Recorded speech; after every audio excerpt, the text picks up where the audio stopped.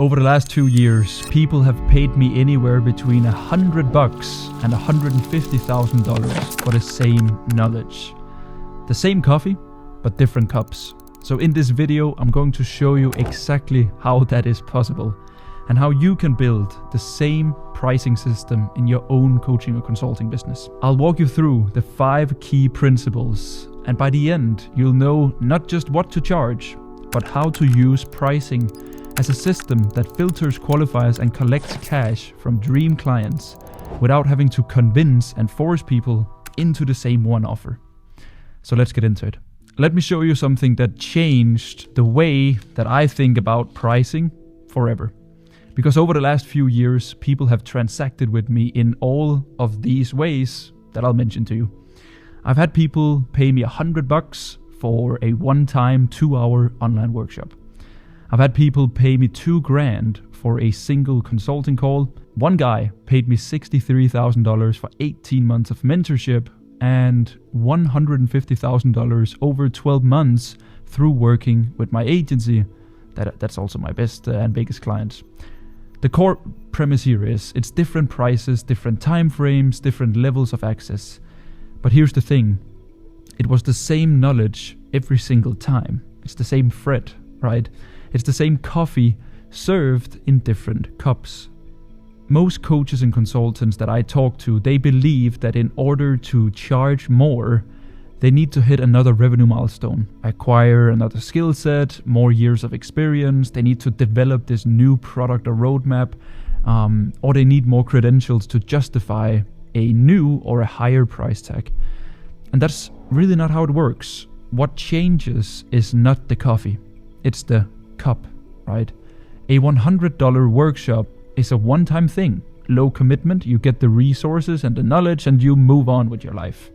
A $397 a month access to course material is a tiny but bigger commitment to the overall roadmap, but there's no access to me. It's completely do it yourself.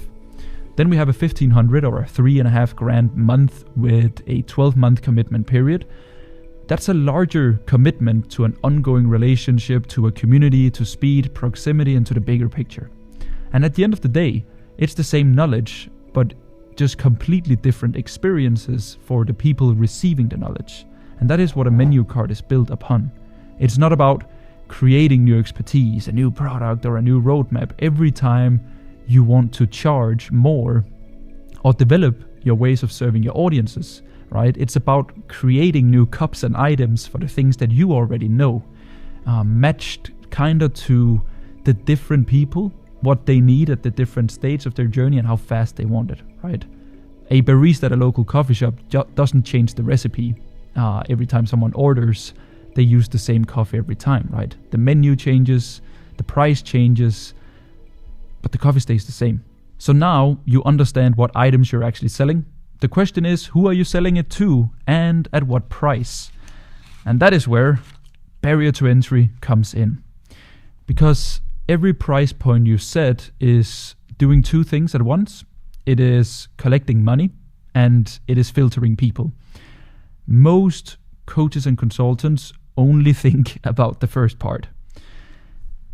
An example is when you set a low price, a $100 workshop or $397 tools, you are lowering the barrier to entry. This means that more people can say yes, more people will try it, and more people will enter your world. The trade-off here is that the commitment is lower, right? When commitment is lower, naturally, some of these people will consume the thing and disappear. Some will never open it. Some will even ask for refunds, right? On the other hand, when you set a high price, it could be $3,500 a month or $1,500 a month or whatever it is, or just a long time commitment. You are raising the barrier to entry. Fewer people can say yes, fewer people will try it, but the ones who are and the ones that are in are typically more serious. The trade-off here is that you need to be able to actually deliver on a specific promise and you need enough trust built before someone is willing to write you that check. So neither of these 2 is right or wrong. It depends on the case and the goal. But the overall mistake here is the same. It's that coaches and consultants set prices that don't match where they actually are, the transformation they sell, and where their audience is. Someone with a brand new offer, unproven delivery, and no experience charging $5,000 for a video course because they've been told to charge what they're worth is simply not going to make it, right? I did 1,200 one-on-one calls with my clients myself over 18 months before I built my asset library. And on the other hand, someone with years of results, a loyal audience, and a genuinely transformational product with high proximity, charging $500 a month because they're afraid to ask for more is a disfavor not only to them, but also to their clients, right? The price always has to match the promise, the proof, and the stage that you and your clients are at.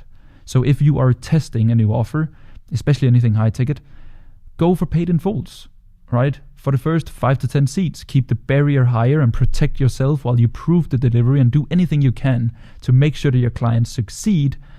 Give them more calls, access to you if needed, right? On the other hand, if you have a proven method, healthy business, good personal finances, real results to point to, you have this roadmap built out, you can lower the barrier when it makes sense. Let more people come in, let more people into your world, and the product will do its talking, right?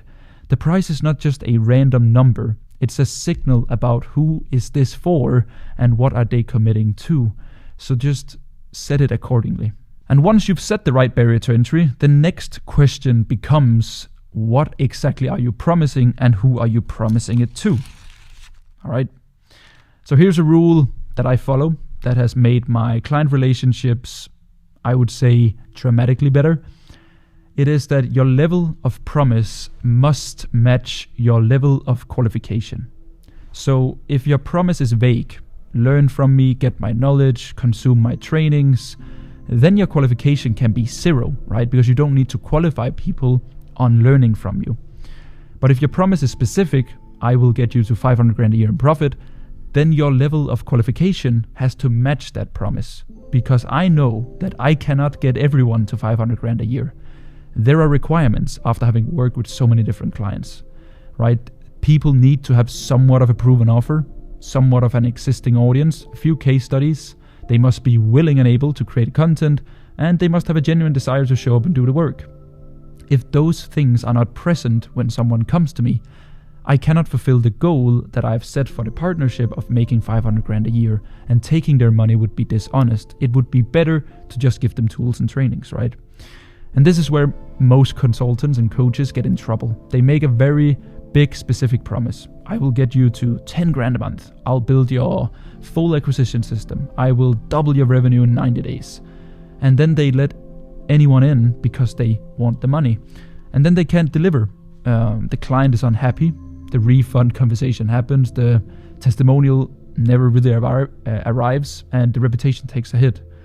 And the reason for this is that the promise and the qualification, they have to move together, right? If your promise gets bigger, your qualification gets stricter. If your qualification, on the other hand, is low, then just make your promise very general, all right? And the other side of this is that when you do qualify correctly, the client relationship is completely different. Because the people who enter my world at the highest level are people I know I can help, right? People who have great foundations in place, people who are ready to do the work. This means that I can comfortably make a specific goal and a promise, and then I can keep it, right? And when I keep my promises, clients will stay. They renew, they refer, and they become the proof that makes the next sale easier because it works for others than Fred, right? And for the first 18 months of the coffee shop, my renewal rate has been above 65%. And that doesn't happen by accident. It happens because I only take on clients who I know I can actually help. I do it to protect myself, right? I don't want to deal with clients that aren't the right fit. So now you have the right cups of coffee, you have the right barrier to entry, and you have the right promise. So now this is where I think most of the people that I work with leave the most money on the table.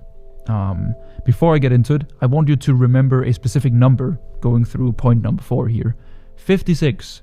Because the people who are already inside of your world, who have already paid you, doesn't matter the amount, they are 56 times more likely to buy from you again, rather than someone who has never heard of you. 56 times, right? And yet most coaches and consultants, they will spend 95% of their energy on acquiring new clients, new people, new ads, posting more content top of funnel to get more people in, trying to get these strangers to trust them enough so that they will pay, while completely ignoring the people who already trust them, have already paid them, and are already getting results with the mechanism that it is that they teach. And the menu card exists to fix this, right? Because every level of the menu has a natural next step for someone at the level below it, right? So an example is, let's say someone buys $100 workshop.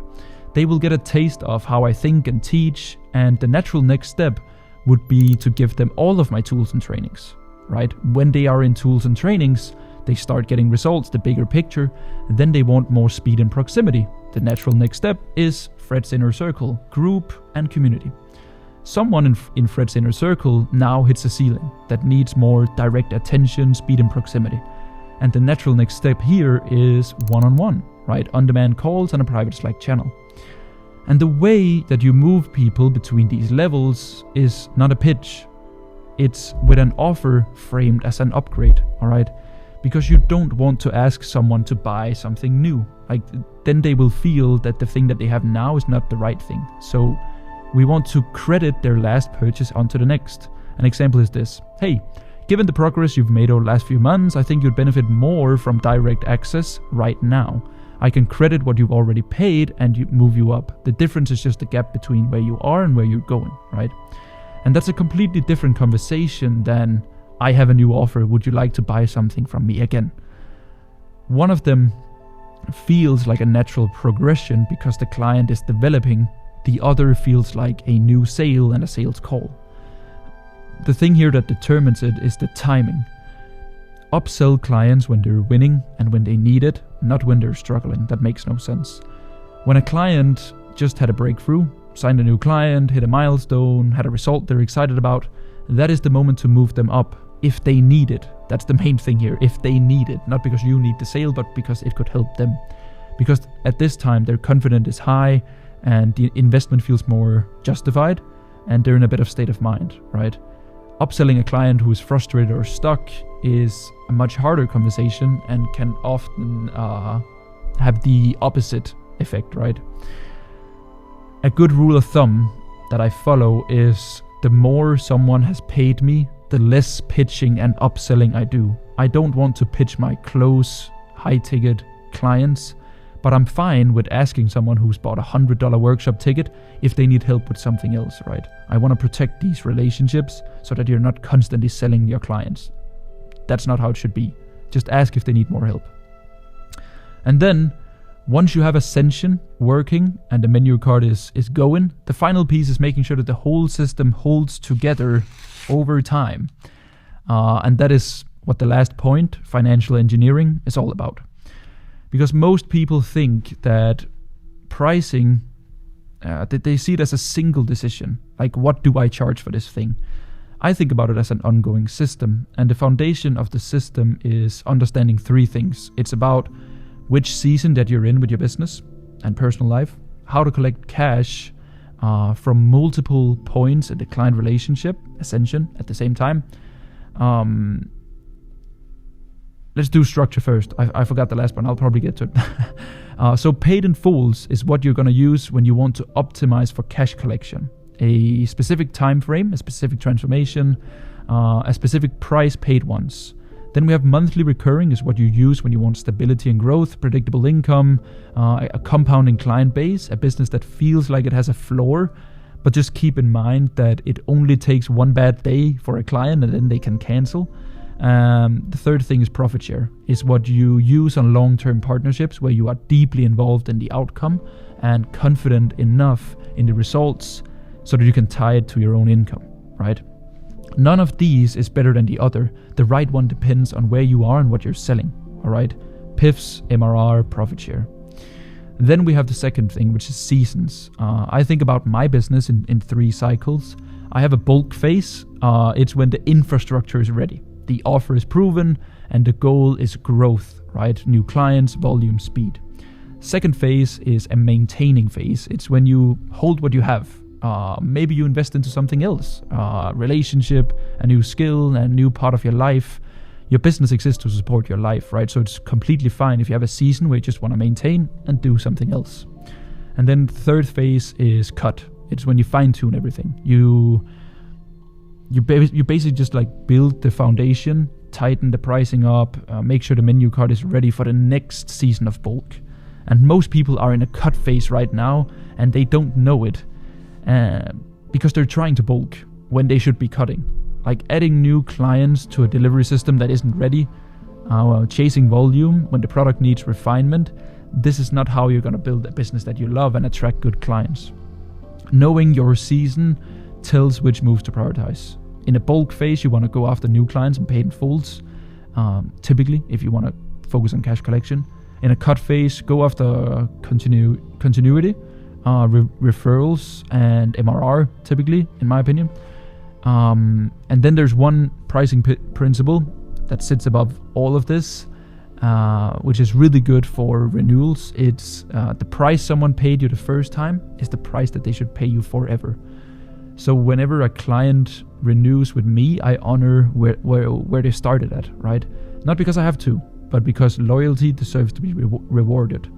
I raise prices accordingly because of supply and demand, but for clients that have paid me one thing, they keep that price forever. And it removes a lot of friction, and it signals to every client in your world that working with you long term is always the better deal. I would rather, probably thinking about this, I'd rather have 10 clients who have been with me for 3 years at a price that they feel good about, instead of having 30 clients cycling in and out every 6 months at a maybe higher rate overall. Because at the end of the day, even though it's like a longer commitment with a lower monthly rate, is typically financially better for both you and the client. So price for the long game and build for the long game. And just remember, when doing pricing and following these 5 principles, like the goal is not just to make money, it's to make money the right way with the right people in a business that you actually want to show up to every single day. And that's exactly what the digital coffee shop is built upon. So that is how I think about pricing as a solo consultant. It's the same coffee, just delivered in different cups. You don't need new knowledge to charge more. You need more cups of coffees. Then we have barrier to entry. Every price is a filter. So you want to set it to match where you are, the transformations you deliver, and who you're selling to. Then we have promise and qualification. The bigger your specific promise, the stricter your qualification has to be. And then we have, of course, ascension. The people already in your world are way more likely to buy from you again. So offer them help whenever they need it. All right. And the more they've paid you, protect the relationship. The less, give them more help. Financial engineering. Know your season, know your structure, and honor the people who stay with you long term. All right. And if you want to see a full breakdown of the digital coffee shop, instead of just pricing and principles and qualification and barrier to entry, there is a video down below that explains the entire model. See you there. Wishing you Godspeed, glory. There will be mountains you won't